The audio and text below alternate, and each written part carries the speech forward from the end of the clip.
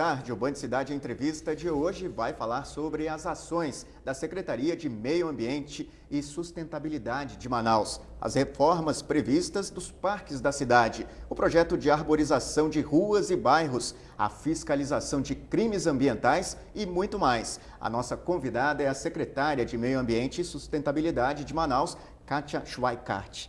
Boa tarde, secretária. Obrigado por ter aceito o nosso convite. Boa tarde, Ano. Boa tarde a todos os telespectadores de Manaus. Estamos aqui para a gente conversar um pouco. Secretária, essa reforma dos parques da cidade, Mindu, está incluído? Está incluído. Inclusive, a licitação do Mindu acabou de ser aprovada, encerrada, já tem uma empresa vencedora. Nós já foi encaminhado para a Seminf, o nome dessa empresa que venceu o processo licitatório, todo aquele procedimento da prefeitura. A gente deve estar iniciando nos próximos dias já as obras de intervenção no Parque do Mindu. Eu queria conhecer um pouquinho mais sobre esse projeto de reforma do Mindu. Vai mudar muita coisa? Então, acho que a população vai perceber algumas coisas. A gente vai reformar as trilhas, vamos fazer um trabalho de drenagem lá, de macrodrenagem, vamos fazer a reforma daquele chapéu de palha do Mindu. A gente vai fazer uma sinalização nova no parque, vamos mexer com a iluminação do parque. Então, eu acho que a população vai sentir uma grande diferença. Agora, na verdade, a diferença maior vai ser o compromisso das pessoas com a manutenção de tudo isso que a gente vai conseguir. Não é muita coisa, a gente não tinha muito dinheiro para fazer, né, essa reforma. Na verdade, a gente está usando o nosso Fundo Municipal de Meio Ambiente, são recursos diretos da Prefeitura. Né?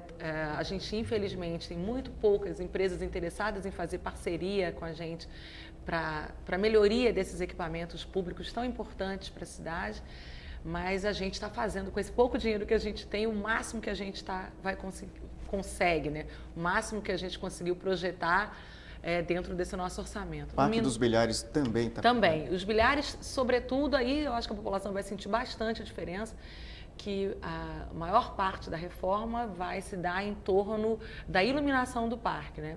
O parque teve um projeto todo inspirado numa certa arquitetura de época, e isso compromete um pouco a iluminação pública, né? Ela é uma iluminação mais...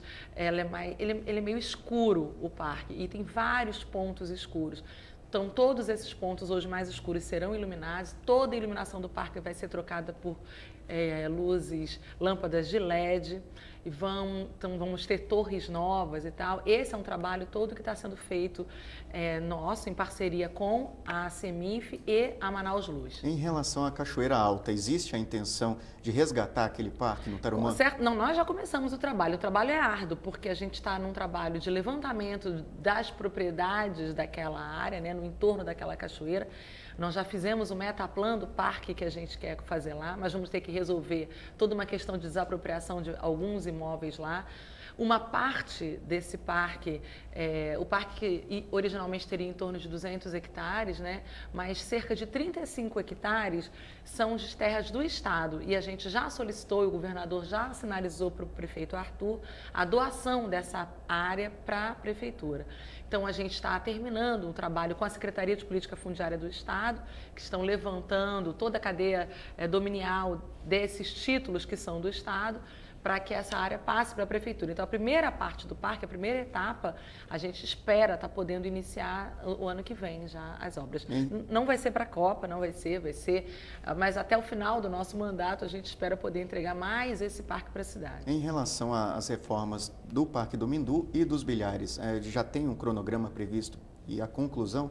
Então, tudo estava dependendo do processo licitatório, né? Porque a gente fez uma licitação pública para fazer essas reformas, não vai ser nenhuma obra feita com a contratação direta, né?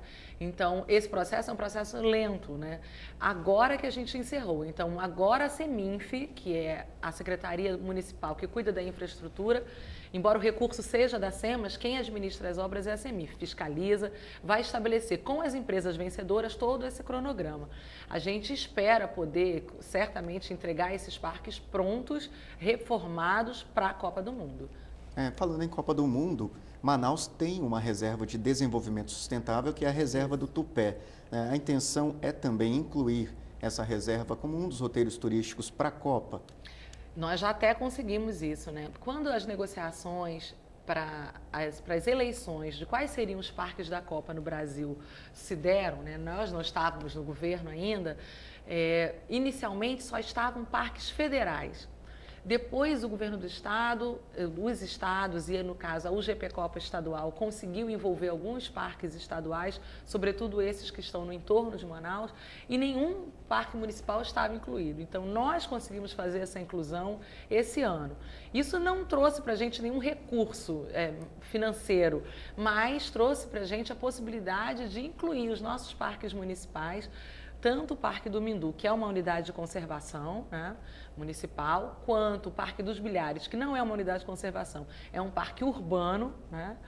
Nós conseguimos também incluir dentro dos parques que farão parte dos roteiros turísticos, que estarão dentro também de todo o hall de eventos que vão estar acontecendo em torno da Copa, e a Reserva de Desenvolvimento Sustentável do Tupé, que é uma das únicas RDS municipais que o Brasil tem, que é essa nossa reserva de Manaus. Quer dizer, vai haver um trabalho específico para levar os turistas. Isso, vai sim. Já começou a acontecer, a gente já tem um trabalho muito próximo com a Manaus Cult Tour, que o secretário Bernardo vem coordenando, e esses três parques já estão incluídos dentro dos 10 principais roteiros da cidade. Agora, aquelas comunidades que vivem ali na reserva do Tupé, elas também vão ser incluídas dentro desse projeto? Sim, já estão sendo, né? A gente já tem um trabalho de fortalecimento do conselho dessa unidade. A Reserva do Tupé tem 6 comunidades hoje. Claro que a gente não pode ser ingênuo de pensar, é uma reserva de desenvolvimento sustentável que é praticamente um bairro da cidade, né? Você, de Voadeira, chega lá em 20 minutos, mais ou menos, né? Então, essas comunidades, elas sofrem muito o efeito também dessa urbanidade toda, né? Então, você vai ter comunidades com perfil mais tradicional, outras comunidades que têm um perfil mais sazonal, que as pessoas estão na cidade e se deslocam para a reserva periodicamente. Então, todo esse trabalho está sendo feito por meio da nossa diretoria de áreas protegidas, fortalecendo o conselho, que existe um conselho de gestão dessa unidade, que vem sendo agora bastante trabalhado. Os comunitários vêm tendo reuniões para ir se capacitando. Recentemente também a gente agora conseguiu, com a Amazonas Energia, resolver finalmente o impasse do Luz para Todos que havia lá.